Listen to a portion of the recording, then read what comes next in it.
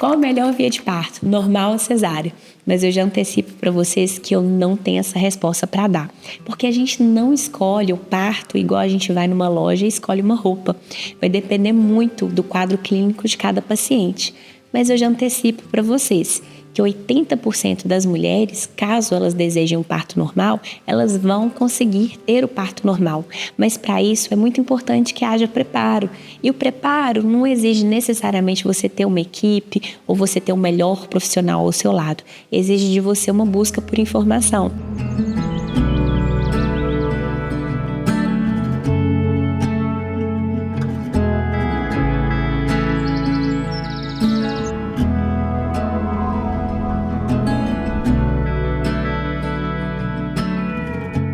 Então a informação vai te tirar da zona de medo, vai trazer para uma consciência e vai trazer para um preparo para o parto.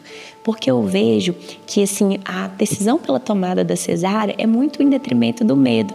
Medo da dor, medo de não se conseguir. E óbvio, se você não tiver profissionais ao seu lado que estejam te estimulando, é muito fácil mesmo você ir para uma cesariana.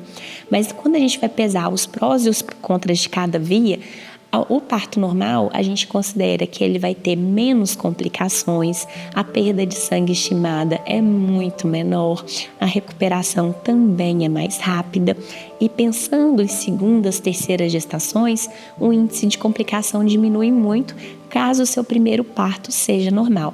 Vamos imaginar, se você tiver várias cesáreas, uma seguida da outra, você tem um maior risco de rotura uterina, você tem maior risco de ter uma placentação mais baixa, que é quando aquele órgão que nutre o bebê fica baixo demais e acaba acarretando hemorragias ao longo da gestação. Pode acontecer também uma situação que a gente chama de acretismo placentário, que é quando a placenta, que é esse órgão que nutre o bebê, adentra muito a camada do útero e isso pode gerar complicações dessa gestação, acarretando inclusive histerectomia, que é quando tem a necessidade de retirada do útero durante o parto.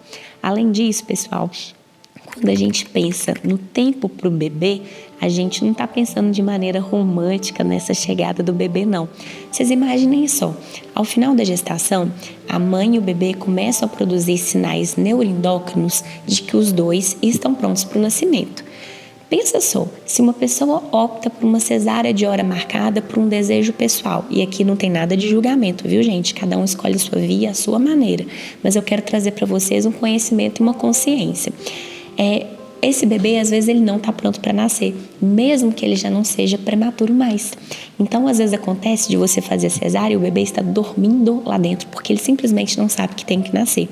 E aí, esse bebezinho nasce, ele não consegue transicionar tão bem, ou seja, fazer a primeira respiração ao nascimento, e aí ele precisa de intervenções para que ele entenda que nasceu. Precisa de suportes específicos do pediatra. Eu lembro que eu tive uma gestante que ela tinha muito medo do parto normal. E durante o processo eu apresentei materiais, estudos e mesmo assim ela optou pela cesariana e assim a gente foi para cesárea. E aí o que eu tentei muito trabalhar com ela vamos esperar então a hora do bebê, ou seja, entra em trabalho de parto, deixa ter as primeiras contrações, espera pelo menos uma bolsa romper, porque aí a gente vai para cesárea, só que aí não tem nada de hora marcada. E ela falou, Marcinha, não é para mim, eu quero uma cesárea marcada. Então assim nós fomos. Na hora do nascimento, o bebezinho nasceu e ele teve muita dificuldade de respirar. E aí no pós-parto, isso trouxe muita angústia para ela. Ela falou, olha, se eu pudesse ter feito diferente isso, eu teria te escutado. Então, é muito importante que vocês ouçam profissionais, o profissional que está te acompanhando, estudem para vocês tomarem a melhor decisão. Porque nem sempre a decisão que vocês tomarem, ela vai ser o melhor caminho. Às vezes ela vai ser pautada no medo e o medo faz a gente fazer muita besteira. Então, se vocês optarem, por exemplo, por uma cesárea, esperem a hora do bebê. Outra coisa, quando o bebê nasce de um trabalho de parto, por exemplo, de um parto vaginal, ele entra em contato com a microbiota, com as bactérias, com os fungos do canal vaginal da mãe. E isso é muito importante para poder colonizar a pele, para colonizar o intestino, então previne infecções futuras desse bebê. E aí a gente tem também que quando o bebê nasce, seja de um parto normal, seja de uma cesariana intraparto, esse bebê vai logo para o peito da mãe e a mãe já consegue amamentar, porque o corpo da mãe também está preparado para essa chegada. Às vezes, em algumas cesáreas agendadas, a mulher só começa a produzir os hormônios da amamentação dias depois que o bebê nasceu. Então, nesse momento, já perdeu inclusive o timing da amamentação, que é um vínculo muito forte e um vínculo até nutricional importantíssimo para o bebê, talvez até fundamental.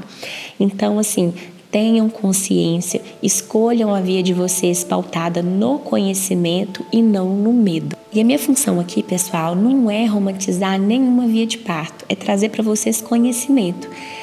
Vocês já ouviram falar, muitas pessoas que vão estimular, né, assim, orientam parto normal, a recuperação é muito rápida, você não vai sentir nada no seu pós-parto. Não é bem assim. Todas as vias de parto vão exigir de vocês um certo repouso, um repouso relativo. Então, não é porque você teve um parto normal que você não tem que respeitar o tempo de recuperação do seu corpo, seja físico, seja ele psicológico. Todas as vias, elas exigem da gente, seja o parto normal antes do bebê nascer, com as suas dores, com as suas demandas emocionais que vêm à torta e à direito durante o trabalho de parto, insegurança, medo, dor, seja também no pós-cesárea. Porque é a única cirurgia que você não tem direito a repouso. Você está lá com os pontos e você tem que dar banho no bebê, você tem que fazer as demandas do pós-parto mesmo. Então, todos vão exigir de vocês um cuidado.